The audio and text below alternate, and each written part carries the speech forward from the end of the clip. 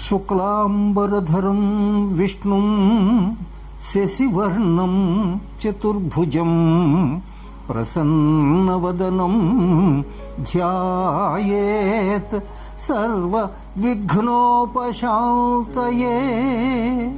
అగజా ఆనన పద్మార్కం గజాననమఖర్నిశం అనేకదం తం భక్తానాం ఏకదంతముపాస్మహే ఏకదంతముపాస్మహే. DP Telugu TV YouTube channel ప్రేక్షక మహాశయులకు నమస్కారం. నా పేరు దోని నాగేశ్వరరావు. నేను రంగస్థల నటుడిని. ఆంధ్రప్రదేశ్ కృష్ణా జిల్లా మోపిదేవి మండలం ఉత్తర చిరువోల్లంక గ్రామం మాది. అక్కడి నుంచి సరే ఇక నాటక ప్రస్తావనకు వస్తే 1965 ఆ ప్రాంతాల్లో, అంటే అప్పుడే హై స్కూల్కి వెళుతున్నాను. ఆ టైంలో మా గ్రామంలో బోయి భీమన్న గారు రచించిన పాలేరు అనే నాటకం సరదా కోసం ప్రాక్టీస్ చేస్తున్నారు ఆడటానికి. సరే ఓ డేట్ పెట్టుకున్న తర్వాత ఒక 5-6 రోజులు ఉందనగా అందులో హీరోయిన్ చిన్నప్పుడు, అంటే చిన్న బాల వేషం, మగపిల్లాడే, అప్పుడు మగవాళ్ళే ఆడవేషాలు ఆడేవారులేండి. అంచేత ఆ అబ్బాయి మిస్ కొట్టేశాడు. ఏదో కారణం చేత వెళ్ళిపోయాడు, ఊరు వదిలేసి వెళ్ళటం జరిగింది. వాళ్ళ తల్లిదండ్రులతో ఏదో వాళ్ళకి ప్రాబ్లం ఏదో వచ్చింది. ఆ సమయంలో కాస్త ఉన్నంతలో చదువుకుంటున్న కుర్రాడిని నేను.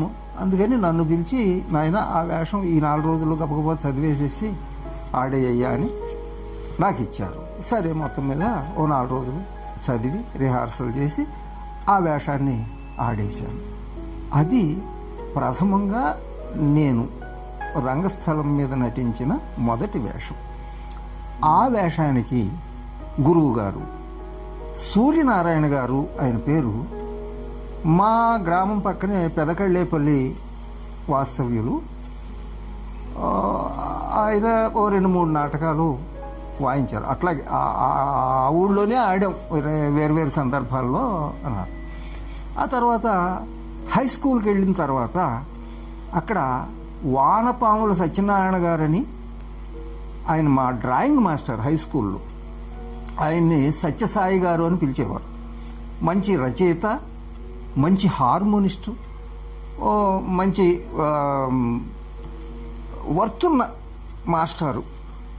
ఆయన పిల్లల చేత ఈ క్లాసెస్లో ఇప్పుడు కొంత ఆ మాస్టర్ రాకపోతే ఆ పీరియడ్ ఖాళీగా ఉంటే ఆ టైంలో ఏవో పాటలు పాడండిరా అని ఏవో పాటలు పాడించేవాడు రకరకాలుగా. ఆ దాంట్లో నేను కాస్త ఆయనకి దృష్టిలో ఉన్నాను. ఆ తర్వాత ఈ యానివర్సరీ ప్రోగ్రామ్స్ అని ఏవో కొన్ని ప్రత్యేకమైన సందర్భాల్లో పాటలు పాడటము అట్లాంటి కార్యక్రమాలు వచ్చినప్పుడు ఓ 3-4 ఆడపిల్లలను పిలిచి వాళ్ళతో పాటు నన్ను కూడా నిలబెట్టి ఈ జాతీయ గీతం, వందే మాతరం, జనగణమన ఇవన్నీ శృతిలో ఖచ్చితంగా పాడేటట్టుగా ఆయన ప్రాక్టీస్ చేశారు హార్మోనియం మీద. అలా పరిచయం అయిన గురుదేవులు ఈయన.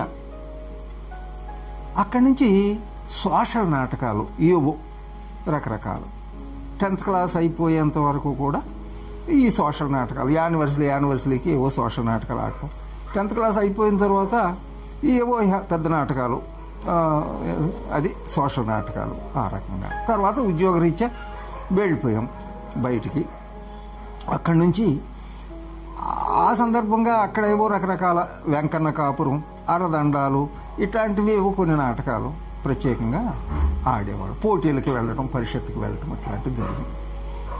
సరే అక్కడి నుంచి 75 ఆ ప్రాంతాలలో మళ్ళీ తిరిగి మచిలీపట్నం వచ్చాం. స్థిరపడ్డ తర్వాత అక్కడ నుంచి పద్య నాటకాల ప్రవేశం జరిగింది. ఇక్కడ శ్రీకృష్ణాంజనేయ యుద్ధం అని తాండ్ర సుబ్రహ్మణ్యం గారు రాసిన నాటకం ప్రాక్టీస్. అప్పుడు మొదటి నాటకానికి ఎలా అయితే సూర్యనారాయణ గారు నాకు గురువుగా నన్ను ఆశీర్వదించారో, ఇప్పుడు మళ్ళీ మొదటి పద్య నాటకానికి సూర్యారావు గారు అని ఎస్టీఓ, ఆయన ఎస్టీఓ ఉద్యోగం చేస్తున్నారు అప్పుడు, సబ్ ట్రెజరీ ఆఫీసర్గా. ఆయనదే ఒక ట్రూప్ ఉంది, ఆయనే హార్మోనిస్టు. ఆయన దీంట్లో కుచేలుడు వేషం ప్రాక్టీస్ ఇచ్చారు నాకు. అక్కడి నుంచి పద్య నాటకాలు బిగినయింది. అది కాకతాళీయమో ఎట్లా జరిగిందో, అప్పుడు సూర్యనారాయణ గారే, ఇప్పుడు సూర్యారావు గారు ఈ నాటకాలు పద్య నాటకాలకు గురుదేవులు. ఆ తర్వాత 76 ఆ ప్రాంతాలకల్లా చింతామణి ప్రసక్తి వచ్చింది. అక్కడ గుడివాడ నారాయణరావు గారు అని చెప్పి హెల్త్ ఇన్స్పెక్టర్ చేసేవారు. ఆయన మంచి హార్మోనిస్టు. ఆయనది ఒక ట్రూప్ ఉంది. ఆయన నన్ను శ్రీహరి ఆడవయ్యా మా ట్రూపులో అని చెప్పి అడిగారు. అప్పటికి సూర్యారావు గారి ట్రూప్ అంటూ ఏం లేదు, ఏదన్నా వస్తే కుచేలుడు ఆడటం అంతే తప్ప ఆయనకేం పర్మనెంట్గా అక్కడే కూర్చోవలసిన పని ఏం లేదు. ఆయన ఏం వ్యాపార రీత్యా నాటకాలు ఆడే మనిషి కాదు. ఏదన్నా కొన్ని సందర్భాల్లో ఒకటే అర్రా ఆడేవారు. ఇదేమన్నా వ్యాపార రీత్యా ఆడే నాటకాలు వీళ్ళది ప్రొఫెషనల్. సరే, దాని మీద శ్రీహరి వేషం. ఈ శ్రీహరి వేషం మీద ఇప్పుడు మనం కొంత చెప్పుకోవాల్సింది ఏంటంటే, నాకు నారాయణరావు గారు ఆ శ్రీహరి వేషానికి సంబంధించిన పద్యాలు అవి బాగా చెప్పారు, వెరైటీగా చెప్పారు చెప్పడం కూడా. అంతకుముందు సోరవరపు వెంకటేశ్వర్లు గారు అని చెప్పి ఆయన శ్రీహరి వేషం, అసలు దాదాపుగా ఆంధ్రప్రదేశ్లో ఆయనే #1 శ్రీహరి. ఆయన్ని నేను బాగా చూశాను, ఆయన నాటకాలు బాగా చూశాను. ఎంత నన్ను ఆయన ఆకట్టుకున్నారంటే, పక్కన ఆడవేషం చింతామణి డైలాగ్ చెబుతుంటే అంతకంటే కూడా ఇంకా పైన ఈయన చెప్పి ఆడ వాయిస్తో, పైగా అంత ఫోర్స్ఫుల్ డైలాగును కూడా చాలా సహజంగా చెప్పినట్టు. అక్కడేమి ఈయనేదో ప్రత్యేకంగా ఫోర్స్ చేసేది, అంతకంటే ఎక్కువ చెప్పాలి అని తాపత్రయపడినట్టు ఏం కనపడేది కాదు. అది చూడటానికి సహజంగా జరుగుతున్నది ఇది అనేది. అంటే చింతామణి వేషం కంటే కూడా ఈయన డైలాగ్స్ బాగా ఇంట్రెస్ట్గా ఉండేవి, అంటే వినడానికి. ఇది చిన్న విషయం ఏం కాదు. ఒక ఆడవేషం వేసిన ఆడమనిషి ప్రక్కన మగవాడు ఆడవేషం వేసి ఆ క్యారెక్టర్ని బాగా చేయడం అంటే అది కత్తి మీద సాము, మామూలు చిన్న విషయం కాదు. అందుచేత నాకు ఆ శ్రీహరి క్యారెక్టర్ ఆయన చేస్తుంటే నాకు ఎంతో సంతోషంగా, చాలా ఇంట్రెస్ట్గా ఉండేది. అలానే నేను ఆ నాటకానికి ఇంట్రెస్ట్ చూపించాను. ఆ తర్వాత ఈయన మా గురుదేవులు గుడివాడ నారాయణరావు గారు పిలిచి, మన దాంట్లో శ్రీహరి ఆడవయ్యా అని అంటే, సరే మొత్తం మీద ఇక్కడ కూడా ఎందుకు అట్లా అన్నారు అంటే, అంతకుముందు వాళ్ళకి శ్రీహరి ఆడుతున్న ఆయన ఎవరో ఈ నాటకానికి డేట్ ఇచ్చిన తర్వాత ఒక 5-6 రోజులు ఉంది అనగా ఈయన ఎందుకో కానీ ఎక్కొట్టేశారు, ఏదో జరిగింది అక్కడ. అప్పుడు నాగేశ్వరరావు మీరు దీనిలో శ్రీహరి ఆడేయండి అని నన్ను పిలిచారు. నన్ను సరే ప్రాక్టీస్ చేసాము 4-5 రోజులు. మొదటి డేటు అక్కడే మా ఊరు పక్కన చల్లపల్లి ఆడాం. సరే బాగుందంటే బాగుందన్నారు. అక్కడి నుంచి దాని మీద ప్రత్యేకంగా దృష్టి పెట్టి చేసి, తర్వాత సూరవరపు వెంకటేశ్వర్లు గారు, కాళిదాస్ కోటేశ్వరరావు గారు, అప్పుడు వాళ్ళది మంచి కాంబినేషన్. పెద్ద ఆర్టిస్టులు కూడా వాళ్ళే, #1 ట్రూప్ అది. వాళ్ళని ఇమిటేట్ చేసుకుంటూ ఇంకా కొన్నాళ్ళ తర్వాత మరి ఆయన వాడినవే ఎందుకు వాడాలి అని కొంచెం మార్పులు మన వాళ్ళు ఎవరెవరు చెబుతూ, గురువు గారు ఇంకా ఎవరో చెబుతూ ఉంటే కొన్ని చోట్ల మార్పులు చేసి అట్లా చేసుకుంటూ మొత్తం మీద భగవంతుడి దయ వల్ల సూరవరపు వెంకటేశ్వర్లు గారు మొదటి ప్లేస్లో ఉంటే శ్రీహరి వేషానికి, నాగేశ్వరరావు 2వ ప్లేస్లో ఉన్నారు. ఆ స్థాయికి తెచ్చుకున్నాను. దాని మీద బిజినెస్ బాగా అయింది, దాని మీద బ్రతికాం. తర్వాత అప్పట్లో టికెట్ నాటకాలు బాగా ఉండేవి. ఈ కాంట్రాక్టర్స్ ఏం చేసేవారు, మొదటి వేషం ఏమన్నా శ్రీహరి వేషంలో మొదటి ఫస్ట్ హాఫ్ సూరవరపు గారితో ఆడించి నన్నేమో సెకండ్ హాఫ్ ఆడించేవారు. ఇంకో రోజున నేను ఫస్ట్ హాఫ్, సూరవరపు గారు సెకండ్ హాఫ్. ఈ రకంగా పోటీ పెట్టినట్టుగా చేసేవారు. అయినా సరే అలాగా నెగ్గుకొచ్చేసాం. తర్వాత ఈ సందర్భంగా మా బందర్లో ఓనాడు ఇది చెప్పి తీరాలి. మా బందర్లో ఒక టికెట్ నాటకం పెట్టారు ఎవరో కాంట్రాక్ట్. అక్కడ నేను స్థానికుడిని కనుక నన్నేదో సూరవర్ప గారి ముందు గాలి తీసేయాలి అనే ఆలోచన ఏదో జరిగి సూరవర్ప గారిని ఏమన్నా ఫస్ట్ హాఫ్ వేసి నన్ను సెకండ్ హాఫ్ వేశారు టికెట్ నాటకం. అంతకుముందు కూడా ఆయన ఫస్ట్ నేను సెకండ్, నేను ఫస్ట్ ఆయన సెకండ్ ఆడుతూ ఉండొచ్చు, అవి వేరే వేరే ఊర్లు. కానీ ఇక్కడ కావాలని ఈ మచిలీపట్నంలో ఇట్లా చేశారు. దాని మీద మన వాళ్ళంతా ఏం చేసినా కూడా సూరవర్ప గారు ఫస్ట్ హాఫ్ చేసేసిన తర్వాత రిస్కే కదా అన్నట్టుగా ఉన్నారు అప్పట్లో. సరే, మొత్తం మీద సూరవరపు వెంకటేశ్వర్లు గారిని నేను మొదటగా చూసిన శ్రీహరి ఆనాటి మొత్తం సబ్జెక్ట్ అంతా, అంటే దుప్పట్ల సీన్లో చేయవలసింది కూడా ఫస్ట్ హాఫ్లో చేసేసారు ఆయన. ఆ రోజున నన్ను ఏదో మొత్తం మీద నా లెక్కలు ఏం చేయాలని ఏదో ఉన్నట్టుంది. సరే చేసేసారు, ఓకే రైట్ అయిపోయింది. ఫస్ట్ హాఫ్ ఆయన చేసేసి రంగు తుడుచుకున్నా, నేను సెకండ్ హాఫ్ ఎంటర్ అయిపోయాను.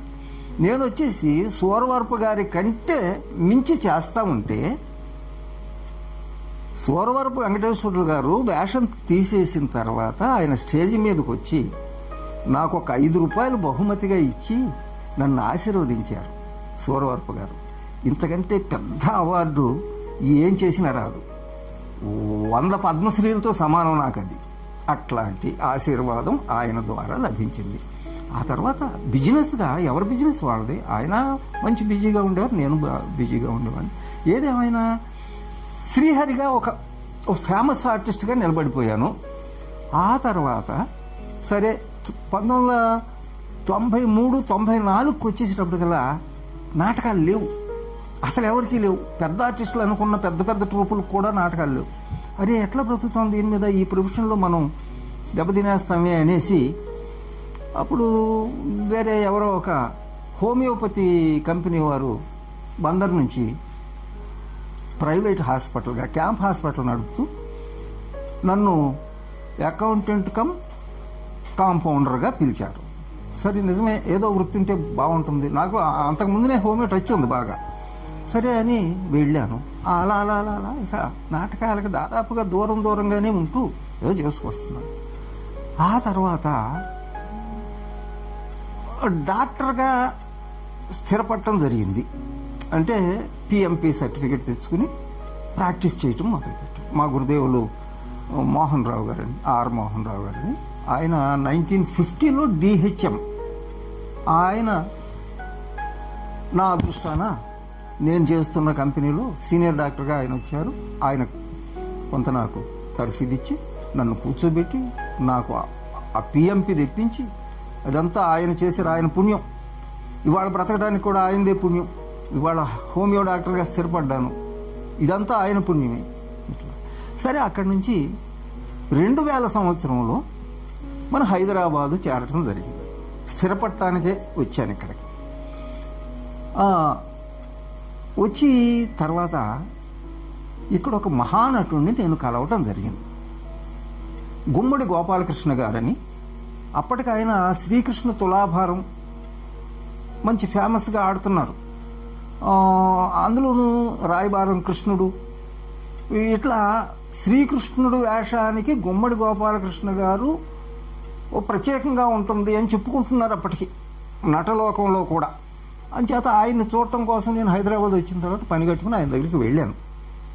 సరే కలిశాను, నన్ను నేను పరిచయం చేసుకున్నాను. అటు చాలా ఆదరంగా చూశారు. సరే సాయంత్రం హార్మోనిస్ట్ గారు వచ్చిన తర్వాత ఆయన, నేను ఇంకా ఎవరెవరో పద్యాలు పాడాం. సరదాగా చూద్దాం పాడండి అంటే పాడాను. సరే అయిపోయింది. సరే అక్కడి నుంచి ఏంటి, శ్రీహరి ముఖ్యం నాకు కదా. ఆ తర్వాత ఇప్పుడు ఈయన శ్రీహరి చూశారు నన్ను. ఆ శ్రీహరి బాగుంది అని ఓ రోజు ఇప్పుడు రవీంద్ర భారతిలో కలిసినప్పుడు చాలా మెచ్చుకున్నారు. శ్రీహరి చాలా బాగా చేశారండి, చాలా చాలా చాలా. సరే మొత్తం మీద ఆయన అభిమానం అలా సంపాదించుకున్నాను శ్రీహరి వేషం వల్ల.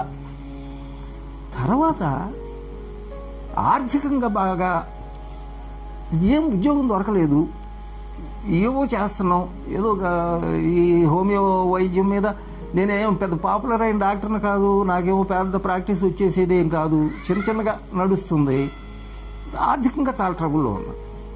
ఓసారి ఎప్పుడో తప్పక నాకు ఎవరు పరిచయం కూడా లేదు ఇక్కడ. సరే గోపాలకృష్ణ గారి దగ్గరికి నేను వెళ్ళి, అయ్యా బాగలేదు పరిస్థితి, ఏదన్నా కొద్దిగా అప్పుగా అడుగుదామని వచ్చాను అన్నా. భలే మనకి అప్పు ఏంటండి, మనం మీరేంటి నేనేంటి, మనమంతా ఆర్టిస్టులు, మనం అట్లా సర్దుకోపోతే ఎట్లాగూ అనేసి 500 ఇచ్చి పంపించారు.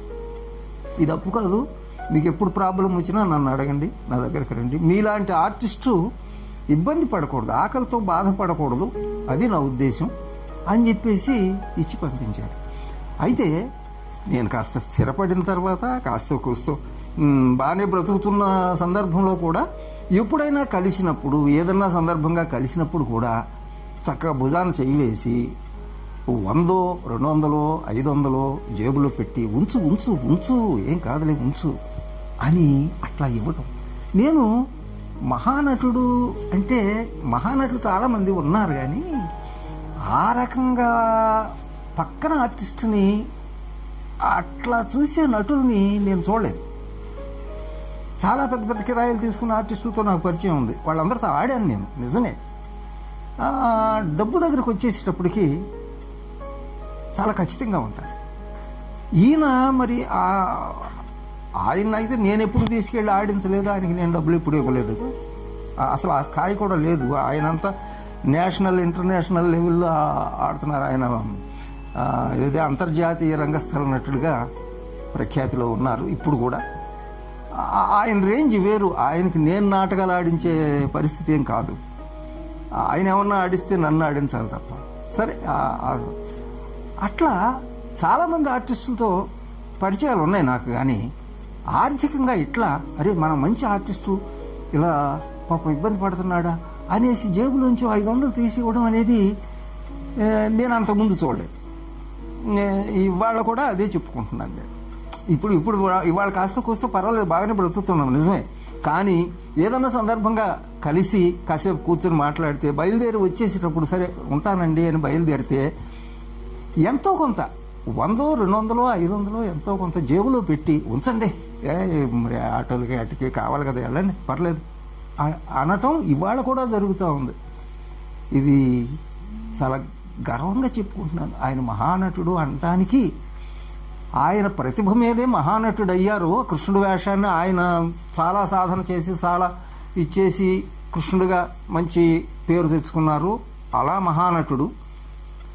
అది అట్లా ఉంచితే సాటి ఆర్టిస్టులను కూడా అంత ఆప్యాయంగా చూడటం, ఇది మహానటుడికి నిజంగా ఉండవలసిన లక్షణాలు.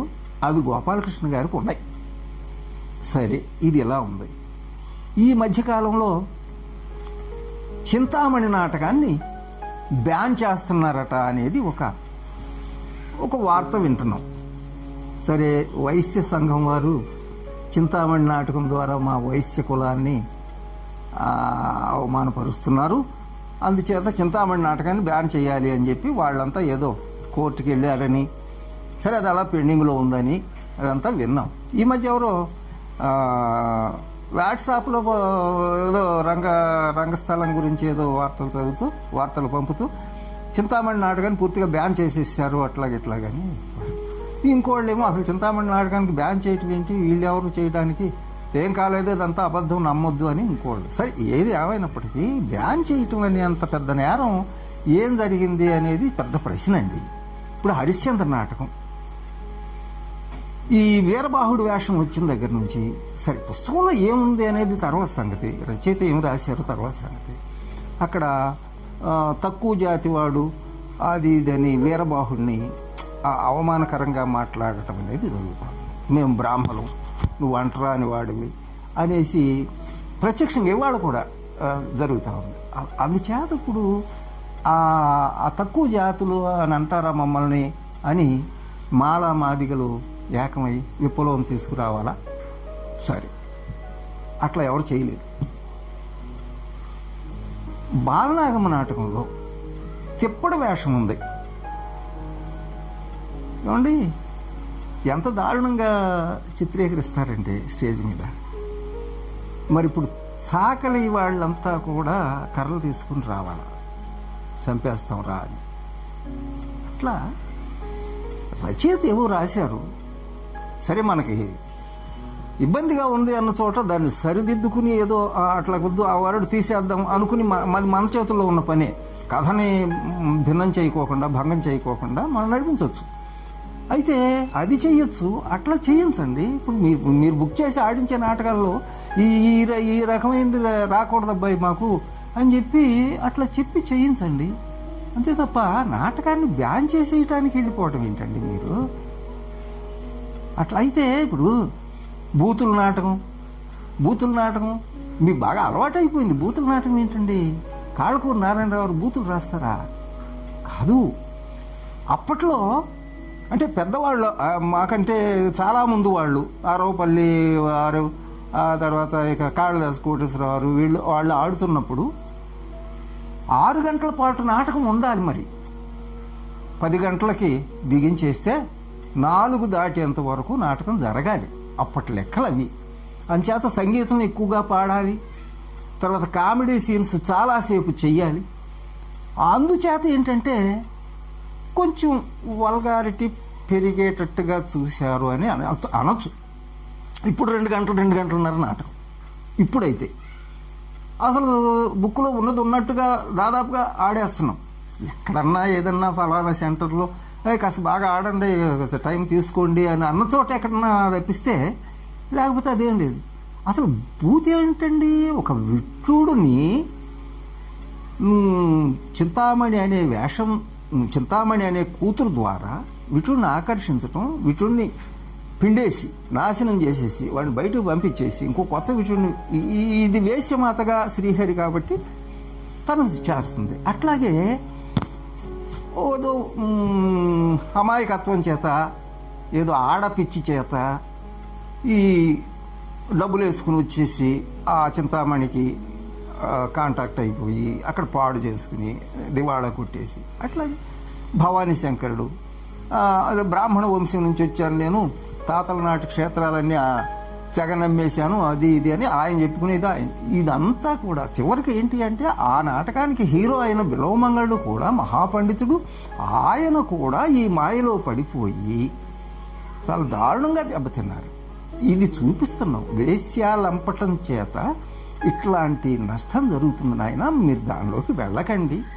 వేశ్యలంటే ఇది మీకొద్దు, చక్క భార్య పిల్లలతో సంసారం చేసుకోండి నాయన అని చెప్పడాన్ని చింతామణి నాటకం చూపిస్తుంది. దాన్ని బ్యాన్ చేసేస్తారండి.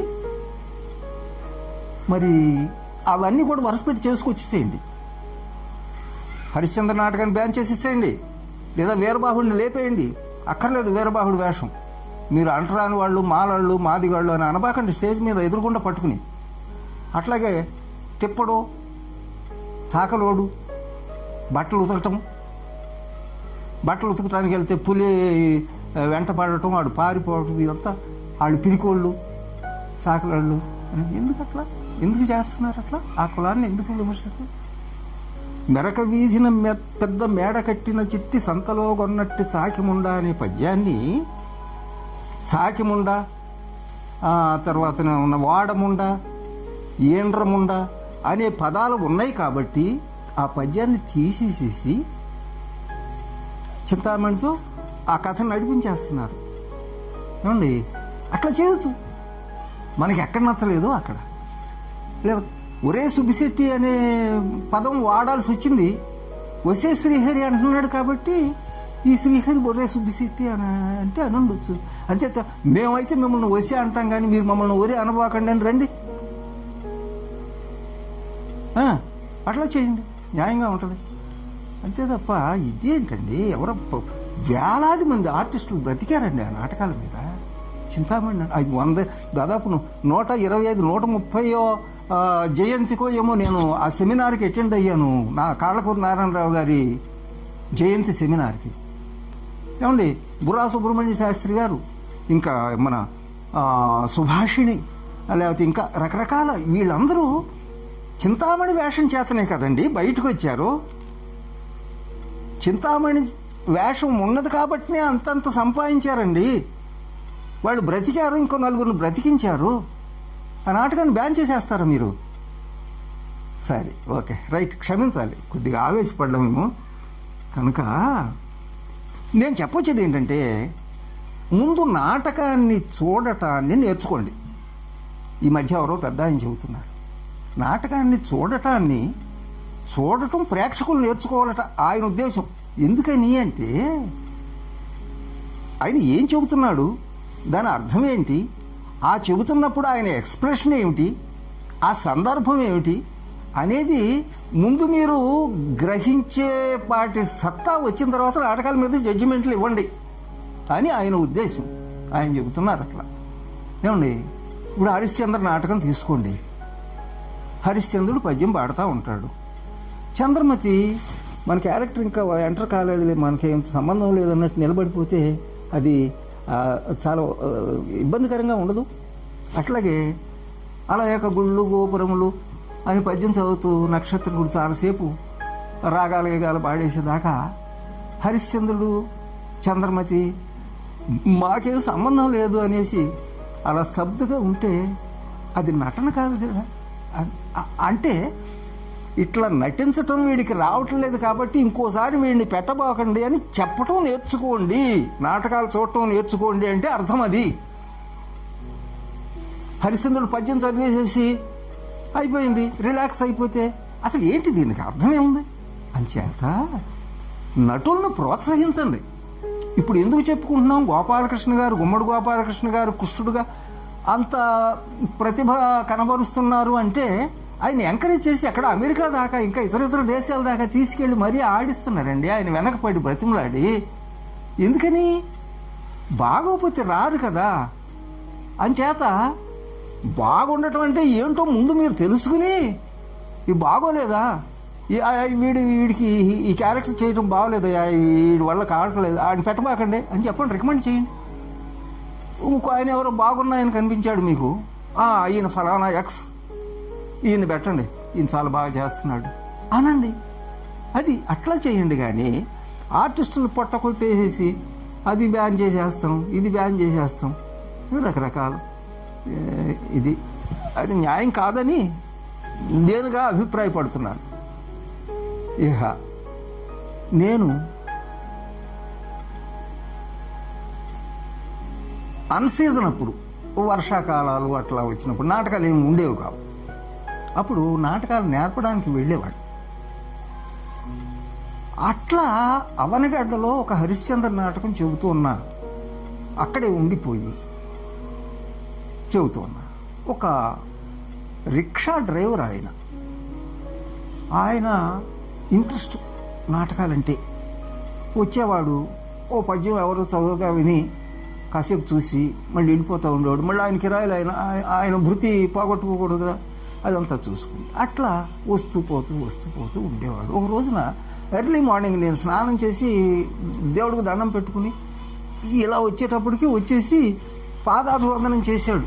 అంత పొద్దున్న ఎందుకు వచ్చేవయ్యా, ఏంటయ్యా ఇది అంటే, అన్నయ్య నేను మీతో మాట చెప్పడానికి వచ్చాను. సరే, నాకు ఒక వేషం చెప్పాలి మీరు, అందుకని వచ్చారు. ఇప్పుడైతే ఎవరు ఉండరని వచ్చాను.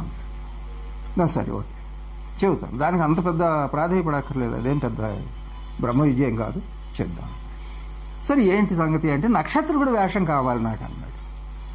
నాయన, నువ్వు నా దగ్గర అప్పుడప్పుడు పాడుతున్నావు, నీ గాత్రం అయితే పద్యాలు పాడటానికి పనికొచ్చే గాత్రం కాదు, మంచి సౌండబుల్ వాయిస్, దాన్ని ఎట్లా ఉపయోగించాలో నాకు తెలుసు, అట్లా చేద్దాం. నువ్వు నక్షత్రుడు జోలికి వెళ్ళబావు, అది కాదు అసలు. నువ్వు బ్రతకటానికి పనికొచ్చే ఏర్పాటు అయితే నేను చేస్తాను, అంతేగాని నువ్వు సరదా తీర్చుకోవడానికి నక్షత్రుడు జోలికి వెళ్ళబావు, అదైతే నేను చెప్పను అని చెప్పాను. సరే, మీ ఇష్టం అన్నాడు. ఆయనకి విశ్వామిత్రుడు చెప్పాను. విశ్వామిత్రుడు కృష్ణా జిల్లా ఆ పరిధిలో నంబర్ 1 విశ్వామిత్రుడు ఆ అబ్బాయి రామచంద్రరావు అతని పేరు. ఒక ఏడాది తర్వాత అతను బందరు వచ్చి బందరులో స్థిరపడితే చుట్టుపక్కల నాటకాలన్నీ హరిశ్చంద్ర ఉంది అంటే రామచంద్రరావు విశ్వామిత్రుడు. ఆ రేంజ్కి ఎదిగాడు అతను.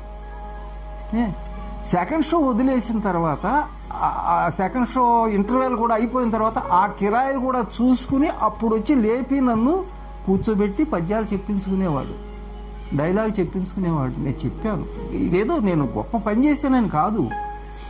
ఒకవేళ మనం మనస్ఫూర్తిగా ఏదైనా ధార పోస్తే అది ఆ శిష్యుడికి జీవితంలో ఒక వెలుగు తీసుకురావాలి, అది ఉద్దేశం.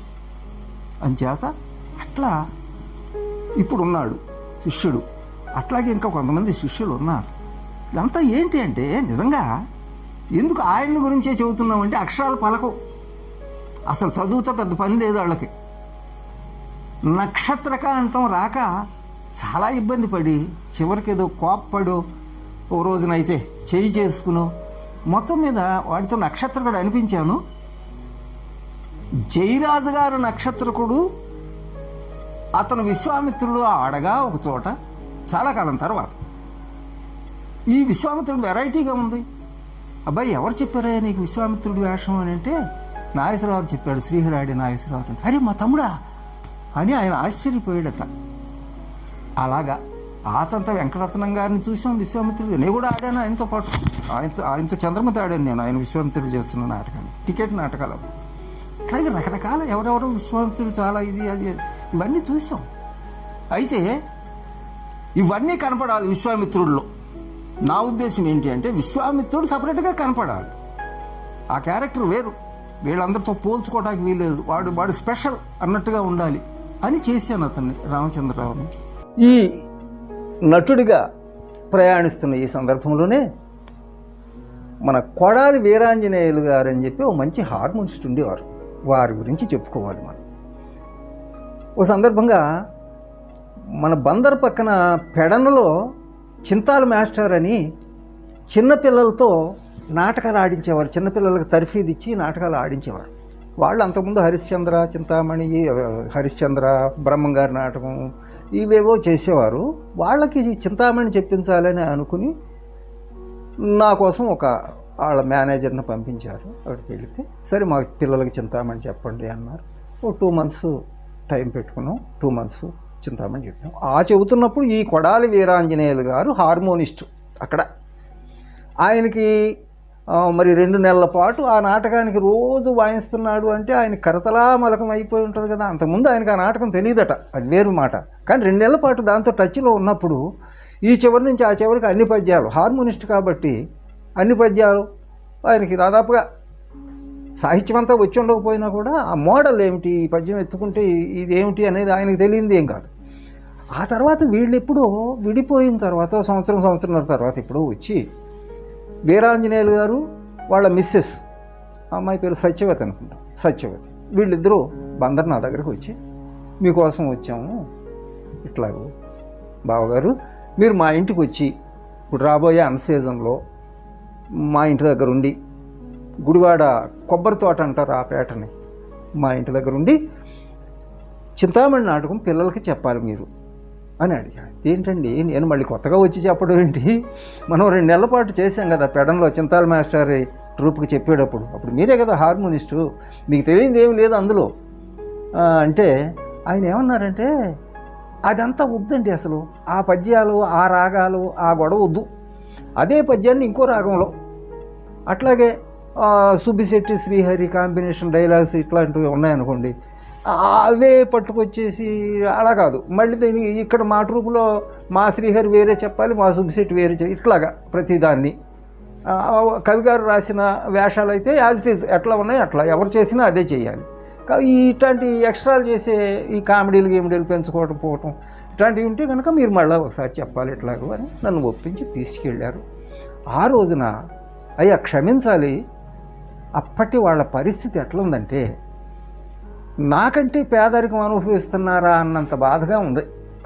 ఆ సందర్భాన్ని చూస్తే నేను చుట్టూరు తాటాకులతో దడి, పైన తాటాకులు ఇల్లు, అదే సంసారం చేసే ఇల్లు, చిన్న అడ్డం కట్టుకుని ఈ మిగతా దాన్నంతా రిహార్సల్కి వాడుకునేవారు.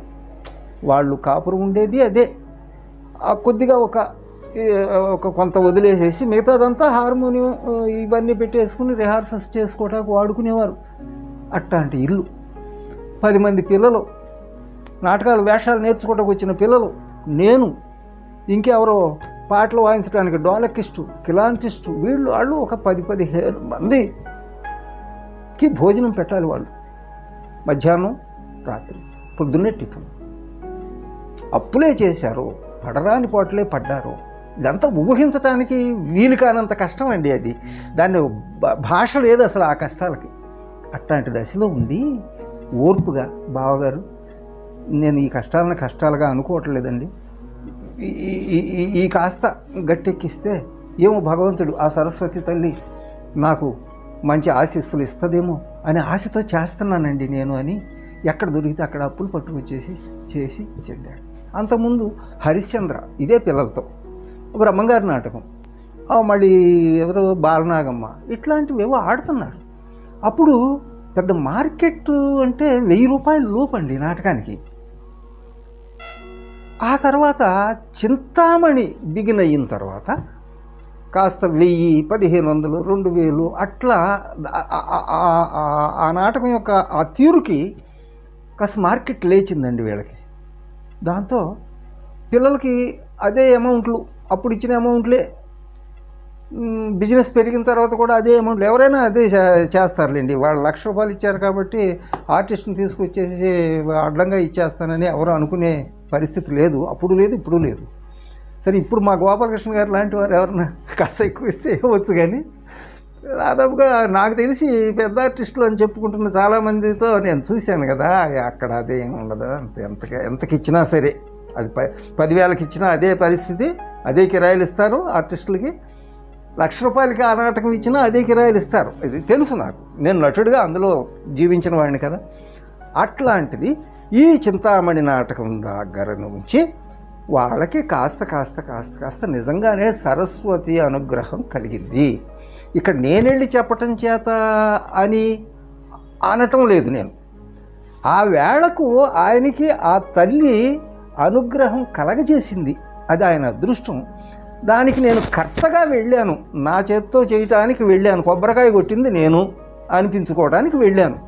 సరే, మొత్తం మీద ఆ తర్వాత ఇక ఎవరి బిజినెస్ వాళ్ళు, ఎవరి పనులు వాళ్ళు. మేము దాదాపుగా నాటకాలు సన్నగిల్లిపోయినాయి. వేరే 94 నుంచి నేను వేరే ఈ వైద్యం ఫీల్డ్లో ఉంటున్నాను. నాటకాలకి దాదాపుగా ఎక్కడన్నా చెదురుగా పిలిస్తే వెళ్ళటం తప్పితే లేదు, నాటకాల జోలికి వెళ్ళలేదు. నిజంగానే నాకు కష్టంగా ఉండి ఆర్థికంగా ఒక దశలో కొడాలి వీరాంజనేయులు గారికి లెటర్ రాశాను నేను. బావగారు, నాకు పరిస్థితి బాగుండలేదండి, వైద్యం మీద ఏదో వస్తుంది, ఇక్కడ నేను ఇంకా పెద్దగా పరిచయం కాలేదు, ఏదో వస్తున్నది సరిపోవటం లేదు, నాటకాలు ఏవో ఈ చిన్న ఏవో దగ్గర వాళ్ళు ఎవరో పిలుస్తున్నారు, వెళుతున్నాను, ఏదో ఇస్తున్నారు, తెచ్చుకుంటున్నాను. అట్లా కాకుండా మీదైతే ఒక మంచి కంపెనీగా నడుస్తుంది కాబట్టి మీ దాంట్లో ఏమన్నా కొన్ని వేషాలు, ఏదో వేషం, నాకు చింతామణిలో అన్ని వేషాలు వచ్చు. శ్రీహరి వాళ్ళ అబ్బాయి ఆడుతున్నాడు, వాడికి నేర్పించాం. అట్లాగే ఇంకెవరెవరో, ఇప్పుడు నాకు బిళవమంగళుడు వచ్చు, ఆడుతున్నాను. తర్వాత శ్రీహరి, లేకపోతే రాధ, ఏదో ఒకటి అసలు కాస్త నాకు పని కల్పించండి అని చెప్పి నేను లెటర్ రాశాను. ఆయన రిప్లై ఇవ్వలేదండి. ఆ తర్వాత శేషగిరిరావు గారు అని చెప్పేసి ఒక ఆర్టిస్టు నాకు బజార్లో కలిశారు. ఇది గుడివాడలో ఏదో పని మీద వెళ్ళినప్పుడు ఆర్టిస్టులను ఎవరన్నా బుక్ చేయడానికి వెళ్ళినప్పుడు ఈయన కలిశారు. సరే, మేము మంచి స్నేహితులు బందర్ నుంచి.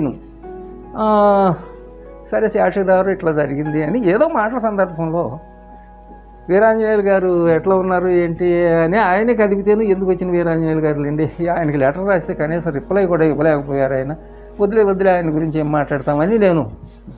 ఆ తర్వాత ఎప్పుడో వీళ్ళు ఆ పట్టణ రంగస్థల ఆర్టిస్టులు అందరూ ఓ చోట ఏదో మీటింగు ఏర్పాటు చేసుకుని మాట్లాడుతున్న సందర్భంలో నేను, అదే కొడాలి వీరాంజనేయులు గారు, నేను ఈ నాటకాలు ఇట్లా చేస్తున్నాను, అట్లా చేస్తున్నాను, అంతంత ఇస్తున్నాను ఆర్టిస్టులకి, ఇది ఎట్లాగో ఇది ఎట్లాగని ఏవో కొన్ని త్యాగాల గురించి ఏదో మాట్లాడుతూ చెబుతూ ఉంటే శేషగిరిరావు గారు ఉన్నట్టుండి, ఏమండి నాగేశ్వరరావు గారు వచ్చేసి చింతామణి నాటకం చెప్పడానికంటే ముందు ఏమిటి వీరాంజనేయులు, నాగేశ్వరరావు గారు చింతామణి చెప్పిన తర్వాత ఏమిటి వీరాంజనేయులు, వాటిని ఒకసారి పోల్చుకోండి, ఏంటి మాట్లాడుతున్నారు మీరు ఆయన కష్టాల్లో ఉన్నాను, కొంచెం వేషాలు ఇవ్వండి నాకు, మీరేం దానం చేయక్కర్లేదు, మీరు ఆడించే నాటకాల్లో వేషాలు నాకు ఇవ్వండి, నేను కూడా కాస్త దాని మీద రన్ అవ్వాలి కదా అని ప్రాధేయపడి అడిగితే మీరు కనీసం ఆయనకి రిప్లై ఇవ్వలేదు, అవుననో కాదనో చెప్పలేదు. ఆయన నాకు కలిశాడు, చాలా బాధపడ్డాడు ఆయన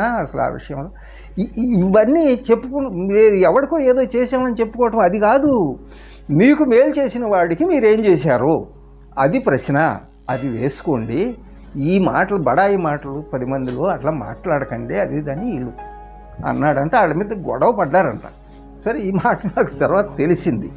సరే, నేను ఓ శిష్యుడు బందర్లో, నేను అక్కడ నాటకాలు బుక్ చేయటానికి వెళ్ళాను. ఆ సందర్భంగా అక్కడ శిష్యుడు అబ్బులు గారు అని ఆయన ఉండేవారు. వాళ్ళ ఇంట్లో ఉండి చుట్టుపక్కల నాటకాలు బుక్ చేయటం అది చేస్తూ ఉండేవారు. ఓ రోజున అబ్బులు గారు ఏమన్నారంటే, గురుగారు ఈ పక్కనే అదేదో మల్లవరం ఏదో అక్కడ చింతామణి నాటకం అంట, గుడివాడ వాళ్ళు, సరదాగా వెళ్ళొద్దాం అన్నాడు. ఎందుకు? ఆయనకి భవానీ వేషం నేర్చుకోవాలనే కోరుకుంది. సరే, నిజమే, ఒక వేషం చూస్తే బాగుంటుంది, ఎవరిదన్నా నాటకంలో భవానీ వేషం చూస్తే బాగుంటుంది, నిజమే. సరేలే వెళదాంలే అని సరే బండి వేసుకుని వెళ్ళాం. బాగా ఇక్కడే చీకటి పడిపోయిన తర్వాత బయలుదేరి వెళ్ళాం. మల్లవరం ఆ పక్కనే. సరే, తీరా అక్కడికి వెళ్ళిన తర్వాత స్టేజ్ దగ్గరికి వెళ్ళి అప్పటికే జనాలు కూర్చుని ఉన్నారు. ఆ స్టేజ్ దగ్గరికి వెళ్ళిన తర్వాత చూస్తే వీరాంజనేయులు గారు హార్మోనియం వాయిస్తున్నాడు, ఏవో పాటలు వాయిస్తున్నాడు. ముందే నాటకం ఇంకా బిగిన్ కాలేదు, ఆ ముందు గ్యాప్లో ఏవో పాటలు, సినిమా పాటలు ఏవో వాయిస్తున్నాడు. చూశాను నేను బండి దిగి. అమ్మమ్మమ్మ, అబ్బుల్ గారు మనం రాకూడని చోటకు వచ్చేసాం. అరే నేను ఇట్లా అని తెలిస్తే ఆగేవాడిని వచ్చేవాడిని కాదే, మనం వెళ్ళకూడదు అక్కడికి అన్నాడు. అయ్యో అట్లాగా, అయితే ఇంకెందుకు అసలు అక్కడ దాకా వెళ్ళటం ఎందుకు, ఇదిగో పక్కన ఖాళీ ఉంది కదా, ఈ చీకట్లో బండి పెట్టేసి ఈ ఇంటి అరుగు మీద కూర్చుందాం పదండి అనేసి అట్లా వెళ్ళి కూర్చుంది. ఇది సత్యవతి గారు చూశారు అట. మేము అక్కడ దిగటం, మాట్లాడుకోవటం, అదే ఆ స్టేజ్ దగ్గర నుంచి చూసి, అమ్మో నాగేశ్వరరావు అన్నయ్య వచ్చారండి, అక్కడికి వెళ్ళిపోతున్నారు, ఇటు రావట్లేదు, అది ఆ ఇంటి అరుగు మీద అక్కడ కూర్చున్నారు ఆ చీకట్లోను అనేసి వీరాంజనేయులు గారికి చెప్పింది. ఆయన పెట్టి వదిలేసేసి వచ్చాడు ఎత్తుక్కుంటా. బావగారు మీరు నన్ను చాలా దారుణంగా అవమానించేశారు, ఇదేంటి ఇక్కడ దాకా వచ్చి మీరు పక్కకి వెళ్ళిపోయి కూర్చోవటం ఏంటండి, నేను ఎవరినండి మీకు, నన్ను ఏం మర్చిపోయారా అది ఇది అనేసి చేయి పట్టుకుని తీసుకొచ్చాను. సరే, అక్కడి నుంచి ఆ నాటకం చూసాం. తెల్లారి పొద్దున్నే మా ఇంటికి వచ్చి భోజనం చేసి వెళ్ళాల్సిందే ఎట్టి పరిస్థితుల్లో మీరు అంటే, సరే నాకు వీలు కాదండి, నాకు ఏవో పనులు ఉన్నాయి నేనే అంటే, మా శిష్యుడు ఏమన్నారంటే, సరేలే వెళదాంలే, వస్తాంలేండి, మధ్యాహ్నం భోజనం టైంకి వస్తాంలేండి, దానికి ఏ పనులు ఉన్నా ఆ పనులు చూసుకుంటా, నేను తీసుకొస్తానులే బండి మీద అని. మర్నాడు భోజనం టైంకల్లా మేమిద్దరం ఆ బండి మీద వెళ్ళాం. సరే, బాగా చూశారు, సంతోషం. ఇప్పుడు ఆ శ్రీహరి ఆడుతున్నవాడు కొడుకు, అప్పుడు చిన్నపిల్లాడు నేను నేర్పినప్పుడు, నేను నాటకం చేసినప్పుడు వాడు మంచి ఫేమస్ శ్రీహరి రాజా, కొడాలి రాజా, ఇప్పుడు హార్మోనిస్టు, మంచి ఎదిగాడు బాగా. ఆ అబ్బాయితో ఓ జత బట్టలు పెట్టించారు నాకు గురుదక్షిణగా. సరే, ఎనీహౌ అక్కడి నుంచి సరే మాట మంచి బాగానే ఉండేది. చెప్తున్నా, ఇప్పుడు అట్లా ఒక పని చేస్తే, ఒక విద్యాదానం చేస్తే, లేకపోతే మనకు తెలిసింది ఏదన్నా ఇతరులకి ఇస్తే, అది వాళ్ళకి ఉపయోగపడితే ఆ ఇచ్చిన వాడికి ఉన్నంత ఆనందం ఇంకెవరికి ఉండదు. అది ఏమండి, అట్లా నటుడుగా సరే, ఇప్పుడు ఈ చిన్న నటులు, ఇప్పుడు కొత్తగా నేర్చుకోవడానికి వస్తున్న నటులకి ఓ మాట చెప్పాలని నా తాపత్రయం. మేము నాటకాలు నేర్చుకుంటున్నప్పుడు, ఇప్పుడు ఈ చింతామణి నాటకమే తీసుకుందాం, అన్ని వేషాలు ప్రతి పదార్థం తెలుసుకునేవాళ్ళం. మాకంటే పండితులైన పెద్దవాళ్ళ దగ్గర కూర్చుని భవానీ పద్యం ప్రతి పదార్థం, అట్లాగే బిళవమంగళుడు పద్యం, చింతామణి పద్యం, శ్రీహరి పద్యం, అన్ని పద్యాలు నాటకంలో కవిగారు రాసిన అన్ని పద్యాలకి అర్థాలు ప్రతి పదార్థం తెలుసుకుని మరీ క్యారెక్టర్ ఆడటానికి వచ్చేవాళ్ళం. అంటే పర్ఫెక్ట్ అయ్యి, కానీ ఆ విషయాన్ని చెప్పుకునే సందర్భంలో ఎంత పర్ఫెక్ట్ అంటే ఓ మాట చెప్పుకోవాలి. బందర్ కోనేరు సెంటర్లో, అది పెద్ద సెంటర్, అక్కడ చింతామణి నాటకం ఆడుతున్నాం. మా అన్నగారు జయరాజు గారు భవానీ, మరి నేను శ్రీహరి, మా శిష్యులు ఎవరో సుబ్బిశెట్టి, సత్యం గారు, హరి, వీళ్ళంతా మా ఒక్కొక్క. ఆ రోజున ఈ జయ నిర్మల గారు చింతామణి. సరే, మంచి ఫామ్లో ఉన్న ఆర్టిస్టులు వీళ్ళు. జయరాజు గారు అంటే అందరికీ తెలిసిన పెద్ద ఆర్టిస్టు. జయ నిర్మల గారు కూడా అదే రేంజ్కి వచ్చింది. సరే, జయరాజు గారు తీసుకొచ్చారు ఆవిడని. జయరాజు గారికి కాంట్రాక్ట్ ఇచ్చాను, చింతామణి మీరే బాధ్యత పెట్టుకోండి, మిగతా అన్నీ నేను ఇక్కడ చూసుకుంటానంటే ఆయన తీసుకొచ్చారు. సరే, స్టేజ్ మీద నాటకం ఆడుతున్నాం. శ్రీహరి, చింతామణి ఆ సంభాషణ జరుగుతున్న సందర్భంలో పరమనైష్ఠికుడైన పడదీసి నోటను పెట్టి ఎంగిలి తినిపించినాను అని శ్రీహరిగా నేను చదివాను. ఆ అమ్మాయి బ్రేక్ చేసింది నన్ను. ఆగమ్మా, ఆగు, ఈ పరమనైష్ఠికుడైన అంటున్నావు, అసలు నైష్ఠికుడు అంటే ఎవరమ్మా అని అడిగింది స్టేజ్ మీద. అంటే నన్ను బ్రేక్ చేసి అవమానించటం అయినా ఒక ఉద్దేశం అయి ఉండొచ్చు, లేకపోతే అసలు ఇది ఎంత మాత్రం పనివాడు అని నాకు అదే మొదటి పరిచయం అని తెలుసుకోవడానికైనా అయి ఉండొచ్చు. అట్లా అడిగేటప్పటికి నాకు కోపం వచ్చింది. అమ్మా, నిజంగా నైష్ఠికుడు అంటే ఏమిటో నాకు తెలుసు, నేను చెబుతాను. ఇప్పుడు నువ్వు అడిగిన సందర్భం ఉందే, నీకు నిజంగా తెలియక అడిగావా, నాకు తెలుసో లేదో తెలుసుకోవడానికి అడిగావా అంటే, లేదమ్మా నాకు తెలీదు, అడిగాను. అప్పుడు జయరాజు గారు వెనక నుంచి, మన గ్రీన్ రూమ్లో మేకప్ చేసుకుంటున్నారు ఆయన, తమ్ముడు చాలు అని పిలిచాడు. అంటే నువ్వు ఇంక పంచాంగం విప్పుతావేమో, నోరు తెరుస్తావేమో, వద్దు అమ్మాయిని ఇబ్బంది పెట్టొద్దు అనేసి ఒక హెచ్చరిక చేశాడు నాకు ఆయన. అమ్మ, నిష్ఠ గలవాడు నైష్ఠికుడు అంటే చాలా బాగా, పరమనైష్ఠికుడు అంటే చాలా నిష్ఠ గలవాడిని కూడా నేను ఎంగిలి తినిపించానని చెబుతున్నానమ్మా. ఇట్లా అని సరిపెట్టేసాం, అయిపోయింది. అంటే నేను ఇదంతా ఎందుకు చెబుతున్నా అంటే, ఏ వేషంలో పద్యమైనా సరే, అది భవానీ పద్యం కానీ, బిళవ పద్యం కానీ, రాధ పద్యం కానీ, ప్రతి పదార్థం తెలుసుకునేవాళ్ళం మేము. ఇప్పుడు ఈనాటి పిల్లకాయలు కూడా ఇట్లా మనం చదువుతున్న పద్యం, మిగతా అన్ని వేషాల గురించి మీకు వద్దు, మీరు చదువుతున్న పద్యాలు, మీ వేషంలో వచ్చిన పద్యాలు, ప్రతి పదార్థం తెలుసుకోండి, ఎక్కడికి ఆపాలో తెలుసుకోండి. హార్మోనిస్ట్ గారి మీద మాత్రమే ఆధారపడిపోతే ఆయన సంగీత రీత్యా ఎక్కడ విరామం అనేది ఆయన అది చూసుకుంటాడు తప్ప సాహిత్యాన్ని ఆయన ఇంతగా ఏం పట్టించుకోడు. మనము అక్కడ ఆపి గురువుగారు ఇది కరెక్టేనా అని మళ్ళీ మనం ప్రశ్నిస్తే, అట్లా కాకపోతే కరెక్టే అనేసి మళ్ళీ అప్పుడు సర్దుకుంటారు తప్ప, హార్మోనిస్ట్ గారు ఎంతసేపు సంగీతానికి ప్రిఫరెన్స్ ఇస్తాడు తప్ప సాహిత్యానికి ప్రిఫరెన్స్ ఇవ్వడు. ఇప్పుడు మనం పద్యం చదివితే రాముని తోక పివరండి ఇట్లా అని అంటే ఉపయోగం ఏముంది? మీరు చాలా బాగా సంగీతం పాడితే రామునితో కపివరండి ఇట్లని అని అక్కడ విడదీయాల్సిన అవసరం ఉంది అనేది తెలుసుకుని చెయ్యండి అని నేను మీ అందరికీ మనవి చేస్తున్నా. చిన్న ఆర్టిస్టులు, జూనియర్స్, ఇవాళ నేర్చుకుంటున్న ఆర్టిస్టులు. అయితే ఇటీవల నేను చూస్తున్నాను, నాయన అక్కడ ఆ సంగీతం అది మీకు పలకం దాన్ని అనవసరంగా ఇబ్బంది పడి పలికించి అదేదో మనకి వినటానికి అదేదో ఎబ్బెట్టుగా ఉండేటట్టుగా అనిపిస్తుంది కదా. అసలు ఆ సంగతి అక్కడి నుంచి తీసి పారేయండి, మిగతా పద్యం అంతా బాగా చదివారు, అది తీసేయండి అంటే ఆయన ఓకే అనకపోగా ఒక నవ్వేసి, ఏమండి గురువుగారు అలా చెప్పారండి అనేసి ఆయన మీద తోసేసి, ఏంటంటే ఆ సంగతి ఏమైనా సరే పలకాలి ఈయనకి. పోని రైట్ పలుకుతుంది. ఎప్పటికి పలుకుతుంది? 6 నెలల తర్వాత పలుకుతుంది. రోజు పాడితే 6 నెలల తర్వాత పలుకుతుంది.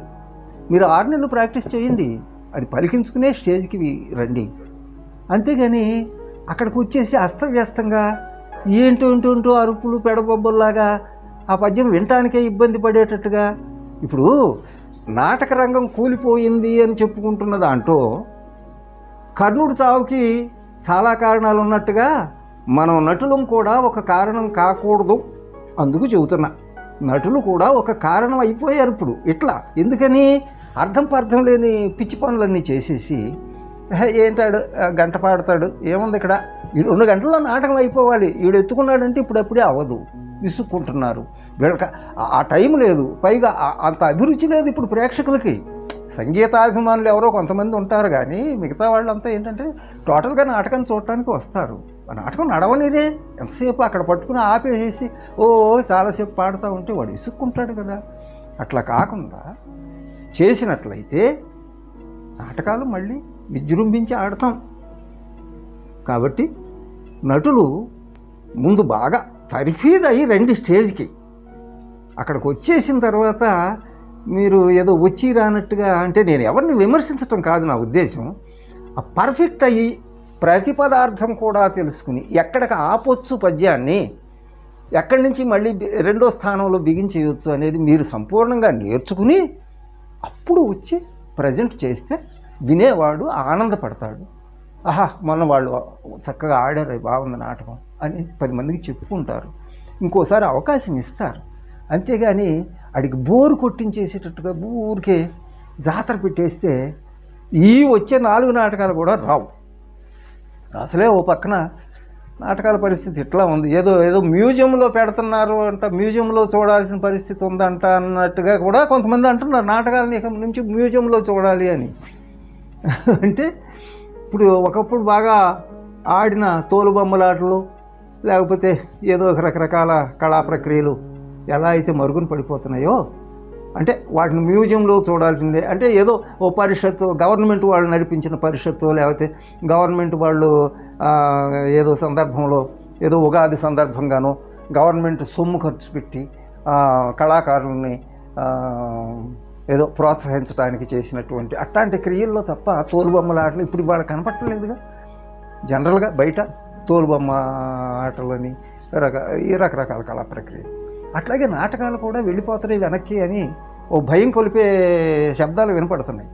అంచేత ఏంటంటే మనం నటులు మన నాటకాన్ని మనం బ్రతికించటానికి మనకి చేతనైనంత సహాయం చేయాలని మనం చేస్తున్నాం. సహజంగా నాటకాలు ఆడించే పరిస్థితులు తగ్గినాయి, అందరికీ తెలిసిన విషయమే. దీనికి ప్రభుత్వాలు కళాకారులకి బాగా వయసు ముదిరిపోయింది, వాళ్ళు ఇంకేం పని చేసుకోలేరు అనే పరిస్థితిలో ఉన్న కళాకారులకి పెన్షన్లు ఇస్తూ ఆదుకుంటున్నాయి. అటు సెంట్రల్ గవర్నమెంట్ కానీ ఇటు స్టేట్ గవర్నమెంట్లు కానీ. సరే గవర్నమెంట్ పని అది చేస్తున్నారు. సరే ఇంకెక్కడన్నా ఒకటి అర్రా ఉంటే కొంతమంది కాంట్రాక్టర్స్ ఏవో నాటకాలు తీసుకొస్తున్నారు, ఏదో వెళుతున్నాం ఆడుతున్నాం, ఏదో ఇస్తున్నారు, బ్రతికిస్తున్నారు. ఓకే, అయితే వీళ్ళందరూ తలో చెయ్యి వేసి నాటకాలను బ్రతికిద్దాం అని అంటూ తలో చెయ్యి వేసి ఏమాత్రం సహకారం చేస్తున్నారో అట్లాగే మనం కూడా, అంటే మనం అందులో మెలుగుతున్నాం, మనం నటులు, మనకు బాధ్యత కూడా ఉండాలి కదా. మనకు కూడా బాధ్యత ఉండాలి, మనం కూడా సహకరించాలి. నాటకాలను బ్రతికించడానికి మనకు కూడా బాధ్యత ఉంది. అయితే మనం చేయగలిగిన బాధ్యత ఏమిటి అంటే, ఒక నటుడికి వేషం, భాష, నటన, సంగీతం అనేవి చాలా ముఖ్యం అని మనకంటే ముందున్న పెద్దలు తీర్మానించి ఉన్నారు. మనం ఆ విధంగానే మన ముఖం ఆ వేషానికి పనికొస్తుందా లేదా అని ఆలోచించటం, ఆ విధంగానే భాషని మెయింటైన్ చేయటం, భాషలో దోషాలు రాకుండా ప్రయత్నం చేయటం, 1కి 50 సార్లు అదే అక్షరాన్ని పలకటం, మనకు వచ్చేదాకా చేయటం, ఓర్పు వహించటం, ఇవన్నీ చేసి నటుడిగా మనం బయటకు వచ్చి ప్రదర్శిస్తే, ఇప్పుడు అలా ప్రదర్శించిన నటుల్ని నెత్తిన పెట్టుకుని పూజిస్తున్నది దేశం. అలా ప్రతి వాళ్ళని ఎందుకు పూజించటం లేదు అంటే, మనం అదిగో ఆ రూల్స్ పాటించక మన ఇష్టం వచ్చినట్టు మనం ఏదో చేస్తుంటే బోరేసి అన్నట్టుగా. అందుచేత ఏంటంటే మనం శిక్షణలో క్రమశిక్షణతో నేర్చుకోవాలి. శిక్షణ విషయంలో 2, నాకు రాదు అని చెప్పటానికి సిగ్గుపడకుండా మనకంటే సీనియర్ నటులను కానీ పండితులను కానీ అడిగి, ఏమండి ఈ పదం ఇట్లా ఉపయోగిస్తున్నాం, దీనికి అది అర్థం కరెక్టేనా లేదా దీన్ని ఇంకేదన్నా అనాలా అని ఇంకోళ్ళని ఎంక్వైరీ చేసి తెలుసుకోవడం అవమానం కాదు, మనకు తెలియని విషయాన్ని. అంచేత అది చెయ్యాలి.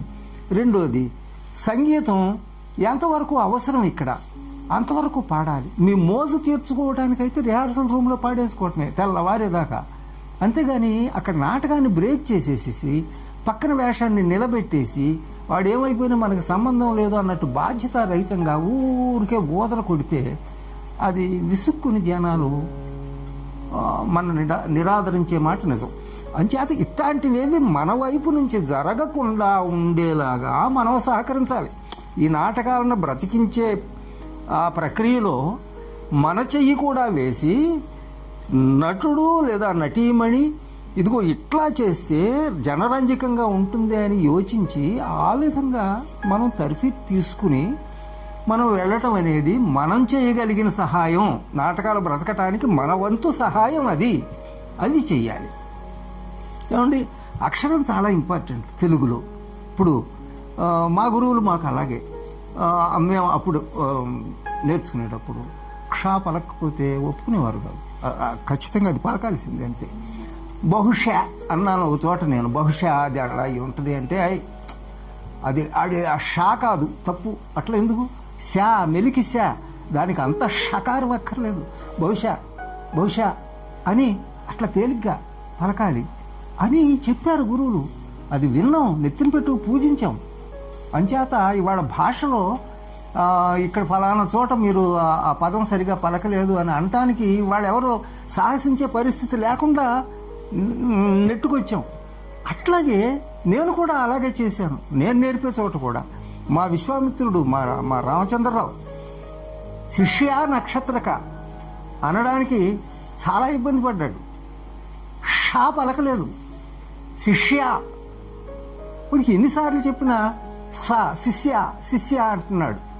అది ఒక వారం 10 రోజులు పోయిన తర్వాత ఒక రోజున ఒళ్ళు మండి ఈ హార్మోనియం పెట్టి పక్కనే నేను తాగి అక్కడ పెట్టుకున్నాను గ్లాసు, పంచీళ్ళు తాగిన గ్లాసు. ఆ గ్లాస్ తీసుకుని ఫ్యాట్మని కొట్టానమాట వాడిని నుంచోబెట్టి. వాడు అంటున్నాడు, రిహార్సల్ చేస్తున్నాం, శిష్య నక్షత్రక అనగానే ఈ గ్లాస్ పెట్టి వేసేసారు. వాడు తిరగబడితే వాడి చేతిలో నేను చిన్న దూది పింజిలాగా నలిగిపోతాను అనమాట. వాడి బలం అది, వాడి పర్సనాలిటీ అది. కానీ వాడు శిష్య అన్నాడు. ఆ గ్లాసు దెబ్బతో వాడు శిష్య అన్నాడు. అరే నాన్న, దీన్ని ఇట్లా పర్మనెంట్గా ఉంచేసి. ఏమండి, ఇలాగా చెప్పటానికి కోప్పడతారు నిజమే. 1-2 సార్లు విసిగించేప్పటికి గురువు ఎన్నిసార్లు అయ్యా ఏటయ్యా అది అని అంటే అనుండొచ్చు. లేకపోతే నాలాగా మరీ బీపీ ఆపుకోలేనాడు అంటే దెబ్బ కొట్టినా కొట్టవచ్చు. అంత మాత్రం చేత అది దుర్భరమైన శత్రుత్వంగా తీసుకోకూడదు. మన మంచి కోసమేగా, మనకు బాగా చెప్పటం కోసమేగా. ఇప్పుడు అలా చెప్పటం చేతనేగా వాడు కృష్ణా జిల్లాలో ఏకైక విశ్వామిత్రుడు. వాడికంటే మించి విశ్వామిత్రుడు లేడు, ఇప్పుడు కూడా లేడు, ఈ రోజున కూడా లేడు. నేను వాడిని విశ్వామిత్రుడు తయారు చేసింది బహుశా 85-86 ప్రాంతాల్లో. వాడికి ఇవాళ కూడా పోటీ విశ్వామిత్రుడు అక్కడ లేడు. అది వాడి ప్రతిభ. ఎందుకని అంటే అంత శిక్షణ, అంత శిక్షించి మరీ చెప్పిందాన్ని శిక్షణ. అట్లా చేసాం. అలాగే నాయనలరా, జూనియర్గా వచ్చే ఆర్టిస్టులు ముందు ఇది తెలుసుకోవాలి. మనం ఎక్కడైనా పొరపాటున భాషలో తేడా పలుకుతున్నాం. మేము ఒక మంచి వేషం ఒక కృష్ణుడుగా వచ్చేసి అక్కడ శేషాలకి తేడాలు లేకుండా పలిగితే అంతకంటే అవమానం అంటే అది మనకు కాదు, తెలుగు భాషకే అవమానం. అది చేయకోకుండా మనం నేర్చుకోవాలి. 100 సార్లు ప్రయత్నం చేసి నేర్చుకోవాలి. ఆ వ్యత్యాసాన్ని పలకగలగాలి. అట్లా తర్ఫీ తీసుకుని వచ్చి చేయాలి. ఇది ఒక సందేశం. అట్లాగే టైం సెన్స్. ఒక డేట్ ఇస్తే, అంటే ఇప్పుడు అంత బిజీ లేదు, ఒక డేట్ ఇస్తే ఆ డేట్కి, ఇప్పుడు మనం హైదరాబాద్లో ఉన్నాం, ఎక్కడో వరంగల్లో డేటు లేదు, అంతకంటే దూరాన డేటు ఒప్పేసుకున్నాం, అడ్వాన్స్ తీసేసుకున్నాం, డేట్ రాసేసుకున్నాం డైరీలో. మన కోసం వాళ్ళు 1000 కళ్ళతో ఎదురు చూసేట్టుగా ఉండకూడదు. మ్యాక్సిమం అంటే వాళ్ళందరూ ఎదురు చూడక, అంటే సాయంత్రం 6 అయ్యేటప్పటికల్లా మనం అక్కడ దిగిపోతే వాళ్ళకి ఆ ఇబ్బంది ఉండదు.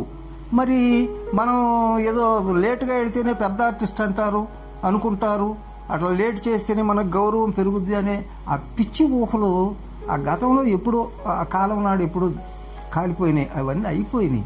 అదంతా దాటుకుని నాటకాలే దాదాపుగా బెడ్ మీద పడుకునే పరిస్థితిలో వచ్చేసింది. కాబట్టి ఇప్పుడు మనం అట్లాంటి పిచ్చి పనులు చేయొద్దు. టైం సెన్స్ ఉండాలి ఖచ్చితంగా. మన కోసం వాడు వెయిట్ చేయకూడదు, మనం టైం అంటే టైంకి వెళ్ళిపోవాలి, అట్లా ఉండాలి. అంతేగాని అదేదో ఆసరాగా తీసుకుని నేను వెళ్ళకపోతే వాడు ఏమైపోతాడు, ఇప్పుడు నా అవసరం వాడికి ఎంత ఉంది అని ఇట్లాంటి పిచ్చి పనులు అది కళామ తల్లికి చాలా ద్రోహం, చాలా దుర్మార్గం. ఆ తల్లి ఆశీస్సులు మనకు లభించవు సరికదా, శపిస్తుంది. ఒరి దరిద్రుడా, కాస్త 10 మంది జై అనగానే ఇట్లాంటి నికృష్టమైన గుణాలు వచ్చినాయిరా నీకు, నువ్వు నాశనం అయిపోతావురా అని శపిస్తుంది. అందుకని అదేమీ చేయకుండా కాస్త మన వంతుగా పండించేటట్టుగా ఒక సీన్ చేస్తున్నాం, ఆ సీన్ పండించేటట్టుగా, ఆ పండించడానికి ఏమేం కావాలో ఏమాత్రం సంకోచం చెందకుండా, సిగ్గుపడకుండా 1కి 10 సార్లు ఆయన్ని పట్టుకుని ఆయన దగ్గర నేర్చుకుని ఇక్కడ కాదు అంటే ఇంకో పండితుడినైనా ఆశ్రయించి అయ్యా ఈ పదానికి అర్థం ఇదేనా కాదా లేకపోతే ఏంటి అని అట్లా మీరు అది చేసుకుని అట్లా చేస్తే తెలుగు ఎప్పుడు కళకళలాడుతూ ఉంటుంది. తెలుగు నాటకాలు కూడా కళకళలాడుతూ ఉంటాయి, కళాకారులు కూడా కళకళలాడుతూ ఉంటారు. అంచేత ఆ పరిస్థితికి మనం అందరం ఎదగాలని మీ అందరినీ కోరుతున్నాను. ఇప్పుడు నాణ్యానికి రెండో వైపు అంటే ఒకవైపు ఏమో కళాకారుడిగా నేను, రెండో వైపు రచయితగా. నన్ను రచయితగా ప్రోత్సహించింది కూర్మనాథ్ గారు. అంటే వరవర్రావు గారంటే అందరికీ తెలుసు, వరవర్రావు గారి అల్లుడు గారు.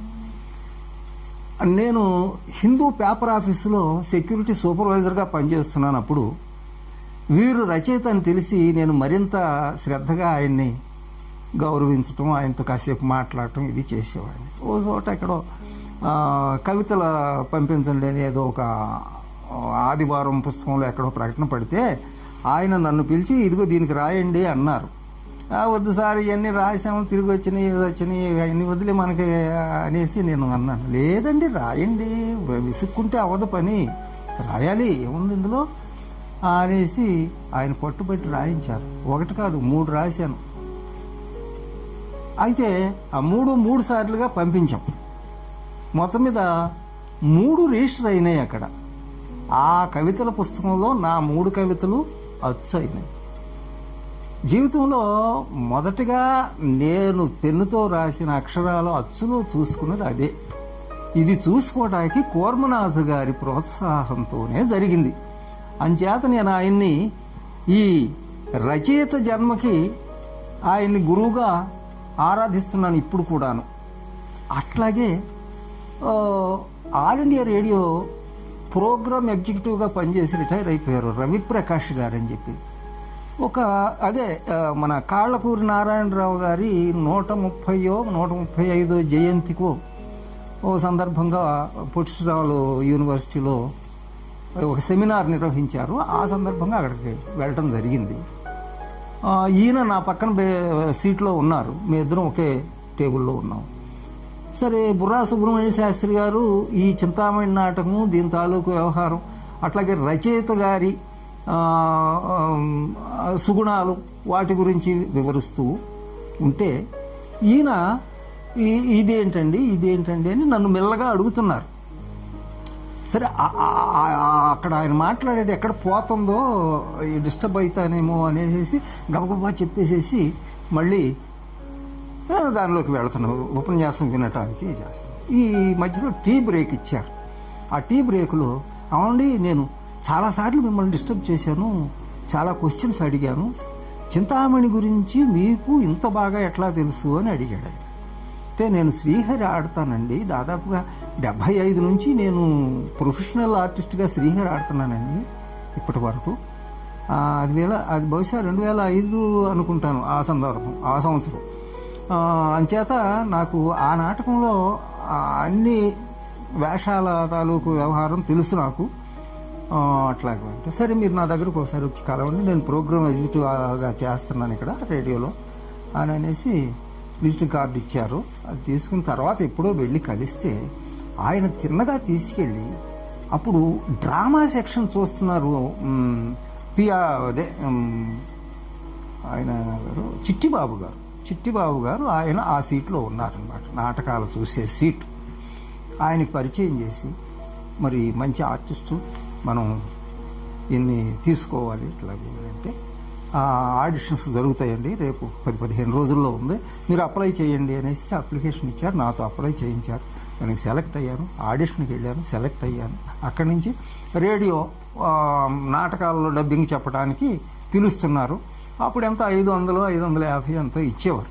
పోన్లే ఎంతో అంత ఇస్తున్నారు కదా మనం చేసే ఉద్యోగానికి, మళ్ళీ ఇది కూడా కొద్దిగా ప్లస్ అయినట్టుగా సంతోషించేసి వెళ్ళి చెప్పేవాడు. ఆ తర్వాత ఒక సందర్భంలో చిట్టిబాబు గారు అన్నారు, నాగేశ్వరరావు గారు ఇంత బాగా డైలాగ్ చెబుతున్నారు, రకరకాల వేషాలు ఇచ్చాం మీకు రకరకాల నాటకాల్లో, దేనికి అదే ప్రత్యేకంగా ఉండేట్టు చెబుతున్నారు, ఇంత టాలెంటెడా మీరు, నేను చాలా ఆశ్చర్యపడుతున్నాను అట్లాగూ అంటే అప్పుడు కాస్త చనువు పెరిగింది కదా.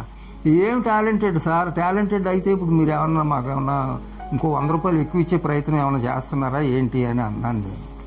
అంటే ఏం చేస్తామండి, గవర్నమెంట్ రూల్స్ అట్లా ఉన్నాయి, అక్కడికే ఇవ్వాలి, మేము అంతకంటే ఇస్తే కుదరదండి అని నవ్వుకున్నాం.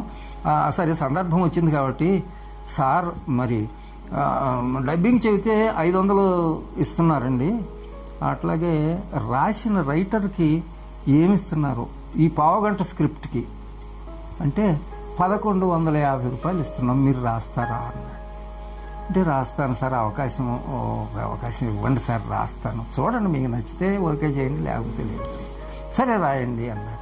అయితే ఇప్పటికిప్పుడు అంటే అచ్చయిపోయిన కథ ఉన్నది నాది, ఆంధ్రజ్యోతిలో పడింది, అది ఎప్పుడో అయిపోయి 5-6 నెలలుగా దాదాపు కింద ఎప్పుడో అచ్చయింది ఇది. సరే దాన్ని మళ్ళీ నాటికగా, మంచి కామెడీ ఉన్న ఇది నాటికగా రాసి ఇవ్వచ్చా అన్నాను. దానికి ఉంది, అది కథ అండి, ఇది నాటికండి, దానికి దీనికి ఏం తప్పు లేదండి, అదేంటి మీరు చేసుకోవచ్చు, తప్పేం లేదు, నాటికగా ఇవ్వచ్చు. ఇప్పుడు రామాయణాన్ని నాటకాలుగా ఎంతమంది ఎన్ని రకాలుగా నాటకాలుగా తీస్తున్నారు, అది తప్పని ఎట్లా అంటాం. కాబట్టి అక్కడ వక్రీకరించకూడదు, అది చెయ్యాలి అట్లా అని సలహా ఇచ్చారు. ఆ రకంగా ఆ నాటకం పేరు ధనేరియా వ్యాధి. ఆ కథ పేరు ధనేరియా వ్యాధి. అంటే ధనం అనే జబ్బు చేసిన మనిషి, ధనం కోసం పాకులాడి తప్పు చేసిన వాడిని ఆ ధనేరియా వ్యాధిగ్రస్తుడు అని అంటారు అని నిరూపించాం. దాంట్లో అది రాశాను అనమాట, నాటికగా రాస్తే 15 minutes ప్లే అది. అదే అప్పుడున్న డైరెక్టర్ గారు, అంటే స్టేషన్ డైరెక్టర్ గారు అప్రూవల్ కోసం పెడతారు కదా, ఆయన అది చదివి ఎక్సలెంట్గా ఉంది కదా స్క్రిప్టు, ఏదైనా ఉంటే ఇట్టంటే వాళ్ళు ప్రోత్సహించండి, మనం ఏదో టైంపాస్ కోసం ఎవరిని పెడితే వాళ్ళని చేయక్కర్లేదు, కొద్దిగా సరుకున్న వాళ్ళని కొంచెం ఆదుకోండి అది అని సలహా ఇచ్చారట చిట్టిబాబు గారికి. ఆ తర్వాత ఆ రోజునే చిట్టిబాబు గారు ఫోన్ చేసి ఇట్లా అన్నారండి డైరెక్టర్ గారు, మీరు పాస్డ్ అండి ఇది కూడాను, కాబట్టి మీరు రాయండి ఇట్లా. అక్కడి నుంచి రాస్తూ వచ్చాం. అలాగే ఆ వైపు నుంచి వాళ్ళు ఇచ్చే సహకారం కూడా నాకు బాగా ఇచ్చారు. రైటర్గా నన్ను బ్రతికించారు. ఇప్పుడు నాటకాలు లేవు, ఎప్పుడో ఏడాదికి ఒకటి వస్తే అది పెద్ద పండగ. కాబట్టి ఎట్లా బ్రతుకుతున్నాము అంటే రేడియోలో నాటికలు రాసి ఆ రకంగా వీలైతే డబ్బింగ్ చెప్పి ఏదో మరి నాకు వచ్చిన విద్యను ఇవేగా కళ, ఇది తప్పితే ఇంకోటి ఏం లేదు. సరే ఇంటి దగ్గర కూర్చుని ఏదో హోమియో వైద్యం చేస్తూ కూర్చున్నాను నిజమే. అదే ఎంతవరకు వస్తుంది హోమియోపతి, మనం ఏం పెద్ద పెట్టుబడి పెట్టి పెద్ద షో రూమ్ అది ఏమి చేయలేం, లక్షలు కురిపించలేము. ఎవరో తెలిసిన వాళ్ళు మన దగ్గర వాడగా తగ్గిన వాళ్ళు చెబితే ఎవరన్నా ఏదన్నా అవసరం ఉంటే వచ్చి వాళ్ళైతే ఏదో ఆ పేషెంట్లు ఏదో తక్కువ మంది అయితే ఏం చేస్తాం, ఇంకేం చేసే ఓపిక లేదు. కాబట్టి సరే ఏదో ఇంటి దగ్గర కూర్చుని వైద్యం చేయటం, ఏదైనా నాటకాలు ఉంటే రాసే అవకాశం ఉంటే రాయటం, ఇట్లా చేస్తున్నాం. ఇదిగో ఇదేది మన కరోనా పుణ్యం అని మార్చి నుంచి ఎక్కడ మూతపడిపోయినాయి, రికార్డింగులు లేవు, ఆర్టిస్టులను పిలిచేవాళ్ళు లేరు, రైటర్కి అసలే పని లేదు, ఈ రకంగా మూలన పడిపోయాం. ఇప్పటి వరకు మళ్ళీ ఏమీ లేదు. అయితే మరి ఇవన్నీ ఇక్కట్లు ఎదుర్కొంటూ ఇంకా వృద్ధ కళాకారుడిగా జీవిస్తున్నాం. అందుచేత ఏంటంటే నాటకాలు ఒకటే భోజనం కాదు అనే లెక్కలు తెలిసిపోయినాయి మనకి. ఇప్పుడు 94 నుంచే తెలిసినాయి. అంతకుముందు వేరు, అది ఆ 94 తర్వాత వేరు. అంతకుముందు ఇంకేం వ్యాపారం జోలికి వెళ్ళాల్సిన పని లేదు అసలు. మన నాటకాలు సరిపోతాయి మనకి ఏడాది అంతా బ్రతికేయటానికి, పైగా విలాసవంతంగా బ్రతకటానికి.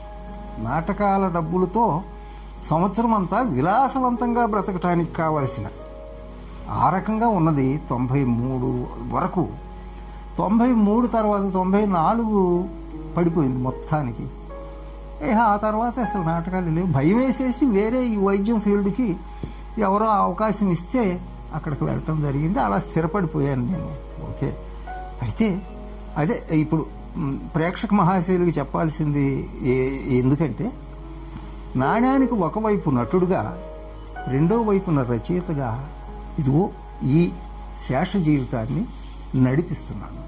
అట్లాగే నటులు నాలాగా వృద్ధాప్యం దాపురించిపోయిన నటులు అధైర్యపడకుండా, ఇది కాకుండా ఇంకా ఏమైనా చేయగలిగిన, ఇంకా అనేక రకాల వృత్తులు ఉన్నాయి.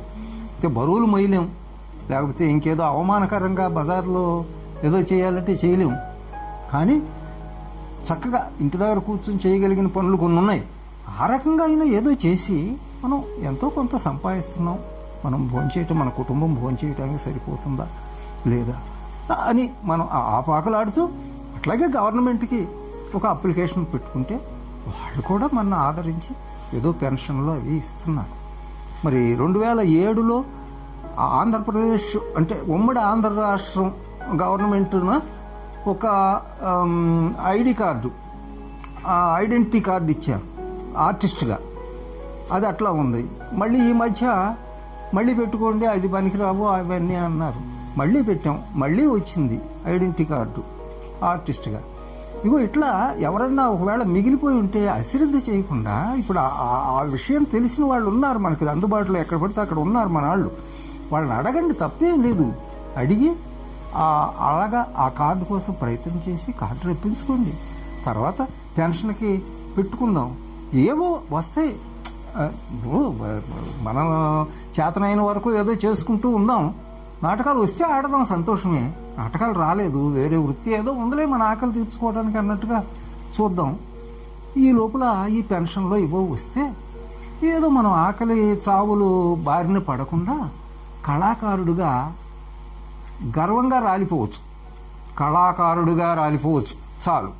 అంతకంటే ఇప్పుడు కోట్లు గడించేసి ఏదో చేసేద్దాం అని అంత దురాశగా వెళ్ళకూడదు. కానీ మనకు నాటకాలు లేవు కాబట్టి భృతి కోసం మళ్ళీ ఏం చేద్దాం అని మనకు అందుబాటులో ఉన్న తేలికపాటి వృత్తుల్లో ఏదో చూసుకుని ఏదో చేసి ఏదో శేష జీవితాన్ని గడిపేసేద్దాం. చేత పెద్ద ఆర్టిస్టులు ఉన్నారు. సరే, ఆ పెద్ద ఆర్టిస్టులు అంటే చాలామంది పెద్ద ఆర్టిస్టులు అంటే ఆ పేరు చెప్పుకోవడానికి చాలా పెద్ద ఆర్టిస్టులు, అది వేరే సంగతి. కానీ సహాయపడే ఆర్టిస్టులు ఇదిగో ఇక్కడ మనకు హైదరాబాద్ పరిసరాల్లో మన గుమ్మడి గోపాలకృష్ణ గారు ఉన్నారు. మొన్న ఈ సందర్భంగా ఇదేది ఈ జబ్బు ఏంటిది, ఇదేం జబ్బు ఇది మొన్న వచ్చింది, ఇది కరోనా కారణంగా ఎక్కడెక్కడ ఎంతమంది ఎన్ని రకాల ఆర్టిస్టులు అయినా కాకపోయినా కొన్ని గ్రూపులుగా ఇదైపోతే, మరి గోపాలకృష్ణ గారు ఇట్లాంటి వాళ్ళు కొంతమంది తలో చెయ్యి వేసి లక్షలు సహాయపడ్డారండి. వాళ్ళందరూ ఆర్టిస్టులా కాదా, ఆర్టిస్టుల కుటుంబాల ఏవో మొత్తం ఎవరండి. ఇప్పుడు వాళ్ళ పని ఏంటి, అయిపోయింది, పక్కన కూర్చుంటారు, సంపాదించేసుకున్నారు, పక్కన కూర్చోవాలి. అట్లా కాకుండా వాళ్ళు వచ్చి ఎవరు ఇబ్బందుల్లో ఉన్నారు నాయన, ఎవరికి ఈ కరోనా వల్ల ఎవరికి ప్రాబ్లం ఉంది, ఇదిగో పదండి వెళదాం, పదండి వాళ్ళని పలకరిద్దాం పదండి అని వాళ్ళు అంతో చేయవతిచ్చి చేస్తున్నారు. అట్లాగే ఆయన్ని చూసి, గుమ్మడి గోపాలకృష్ణ గారిని చూసి ఇంకా కొంతమంది కళాకారులు కూడా, ఇప్పుడు అక్కడ వెంకటేశ్వరరావు, ఇక్కడ తెనాల్లో ఏవి సుబ్బారావు అబ్బాయి, అట్లా ఇంకా కొంతమంది వాళ్ళు కూడా ఎంతో కొంత ఏదో కళాకారులను ఆదుకున్నారు అని వింటున్నాం. అలాగా సరే, చేతనైన పని ఏదో చేసుకోవడానికైతే మనం సుముఖంగా ఉండాలి ఒకటి. రెండోది, గవర్నమెంట్ మీద ఆధారపడదాం. వృద్ధాప్యం వచ్చేసింది, ఇంకేం చేయలేకపోతున్నాం, మేము కళాకారులు అనేసి పెన్షన్ కోసం అప్లై చేసుకుంటే ఒక నెల అటో ఇటోగా వస్తుంది. ఏం అధైర్యపడక్కర్లేదు, బ్రతుకుతాం. ఓకే, సంతోషం. ఈ మధ్యకాలంలో గుమ్మడి గోపాలకృష్ణ గారితో కలిసి మాట్లాడటం జరిగింది. అయ్యా, వృద్ధాప్యం దాపురం చేసింది, నాటకాలు చూస్తే ఏం కనపట్టలేదు, కళాకారుడిగా వృద్ధుడిని అయిపోయినట్టే, ఇక వేరే ప్రైవేట్ ఉద్యోగాలు కూడా ఎవరు ఇవ్వటం లేదు, ఏజ్ బార్ అంటున్నారు, ఏదన్నా మీకు ఎరికిలో ఉంటే ఏదన్నా ఉద్యోగం ఏర్పాటు చేసి పెట్టండి, మీకు తెలిసిన వాళ్ళు ఉంటారు కదా అని నేనంటే ఆయన నవ్వుతా అన్నారు, కళాకారుడికి రిటైర్మెంట్ ఎక్కడిది, ప్రాణం ఉన్నంత వరకు ఆడతాడు, కాకపోతే ఇదివరకట్లాగా నేనేదో పెద్ద వీరంగం ఆడేస్తాను అని మీరు ఎగిరి పెడితే నడవదు, అట్లయితే దెబ్బతినేస్తాం. ఇంతకాలం సర్వీస్ చేసినందుకు బహుమతులు ఎట్లా గెలుచుకున్నామో, జ్ఞాపకులు ఎలా గెలుచుకున్నామో, అనుభవాలు ఎలా సంపాదించామో, అలాగే టాక్టిక్స్ మనం శ్రమ పడకుండా ఆ క్యారెక్టర్ని ఒప్పించడం ఎట్లాగో కూడా నేర్చుకుని ఉంటాం కదా బాబు, అట్లా చేద్దామండి, ఏం కంగారు లేదు. మనకి వృద్ధాప్యం పెన్షన్, అదే పెన్షన్కి పెట్టుకుంటాం, అది వేరే సంగతి. మనకి కళాకారుడిగా వృద్ధాప్యం అంటూ ఏమీ లేదు, ఉన్నంత వరకు చేస్తూనే ఉంటాం, మీరు అధైర్యపడకండి, ఉన్నాం పైన, ఏదో చేద్దాం, ఏదో చేస్తాం, కంగారేం లేదు అట్లా అంటూ ధైర్యం చెప్పారు. అలాగా సరే, ఇదిగో పోయిన జనవరిలో కాబోలు, గత సంవత్సరం జనవరి 2000 జనవరిలో ఇక్కడే హైదరాబాదు చిత్తారమ్మ జాతరలో చింతామణి ఆడాను. ఇప్పుడు సంవత్సరం దాటిపోయింది. ఆ రోజున మా అబ్బాయి ఎందుకో వచ్చాడు నాటకం చూడటానికి, ఇంకా వాడికి ఇంకేదో పని ఉండి వచ్చాడు. ఆ చింతామణితో నేను చేస్తున్న ఆ సీన్ని వాడు సెల్ ఫోన్తో రికార్డ్ చేశాడు. ఇప్పటి వరకు నా సీన్ ఏది సెల్ ఫోన్లో రికార్డ్ అయినట్టుగా మళ్ళీ నేను తర్వాత చూసుకోవటంగా అంటూ ఏమి లభించాల ఇప్పటి వరకు, ఇంత సర్వీస్ చేశాం. కానీ ఎందుకు ఆ శ్రద్ధ లేకపోవటం, అప్పుడు ఇట్లాంటి టెక్నాలజీ అందుబాటులో లేకపోవటం ఇట్లా జరిగింది. సరే, ఇప్పుడు అదేదో లెక్క పెట్టినట్టు ఇదే నాటకాలలో చివరి నాటకమా అన్నట్టుగా అది చూసినప్పుడల్లా నేను అనుకుంటాను, ఓహో ఈ చివరి నాటకం కావాలి, ఎందుకని మావాడు వచ్చి అలా రికార్డ్ చేశాడు. నిజంగా భగవంతుడా, ఇది నిజం చేస్తున్నావా, నేను ఇంకా ఆడాలనుకుంటున్నాను, నాకు ఇంకా ఆడే ఓపిక ఉంది, వయసుతో సరే అది వేరే సంగతి, నేను ఆడే క్యారెక్టర్స్ కొన్ని ఉన్నాయిగా, ఆ క్యారెక్టర్స్ అయినా ఆడటానికి నేను రంగస్థల కళాకారుడిగా ఎప్పుడూ ఉంటాను అని దృఢంగా నేను నిశ్చయించుకున్నాను. అయితే మరి అవకాశాలు రావడం, శ్రీహరి అయితే ఆడతాం, ఏడాది అయింది, ఇప్పుడు ఆడతాం, అదే రేంజ్లో ఉంటుంది, అట్లాగే ఉంటుంది. మరి కాకపోతే అవకాశాలు లేవు, నాటకాలు లేవు, బయట చేయగలిగేది ఏమి లేదు. చేత ఏంటంటే ఎవరో అధైర్యపడక్కర్లేదు. మా గోపాలకృష్ణ గారు అన్నట్టు మనకి వృద్ధాప్యం ఎప్పుడు ఉండదు, రిటైర్మెంట్ అసలే లేదు. కాకపోతే ఏంటంటే శ్రమ తగ్గించుకుంటూ టెక్నిక్ ఉపయోగించేసి ఆ దృశ్యాన్ని అంతే రేంజ్లో చూపించడానికి మనం ప్రయత్నం చేయాలి. ఇదివరకు బలంతో చేయగలిగే వాళ్ళమేమో, ఇప్పుడు బలం లేదు కాబట్టి టెక్నిక్గా చేసినట్టు కనపడేటట్టు చూపించాలి అనేది. సరే, ఇంతసేపు మరి ఓర్పుగా విన్నారు ప్రేక్షక మహాశయులు, అట్లాగే ఎవరెవరో ఉంటారు ఇందులో, కళాకారులు, కళాభిమానులు, మరి అందరికీ కూడా ధన్యవాదాలు అర్పిస్తూ నేను ముగిస్తున్నాను. ధోని నాగేశ్వరరావు, ఇప్పుడు హైదరాబాద్. ఇంతవరకు ఈ అవకాశాన్ని ఇచ్చి మీతో ముఖాముఖి మాట్లాడే అవకాశం ఇచ్చినటువంటి TP Telugu TV YouTube channel వారికి కృతజ్ఞతలు. అలాగే మీరందరూ కూడా కళాకారులను ఆదరించండి. అలాగే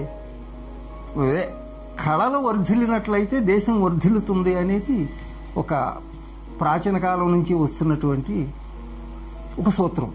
ఏ దేశంలో కళలు వర్ధిల్లుతాయో ఆ దేశం వర్ధిల్లుతూ ఉంటుంది అంతే విధంగా అనేది. అలాగా కళల్ని ఆరాధిద్దాం, అందరం కూడా సహకరిద్దాం, కళామ తల్లిని బ్రతికిద్దాం. సంతోషం.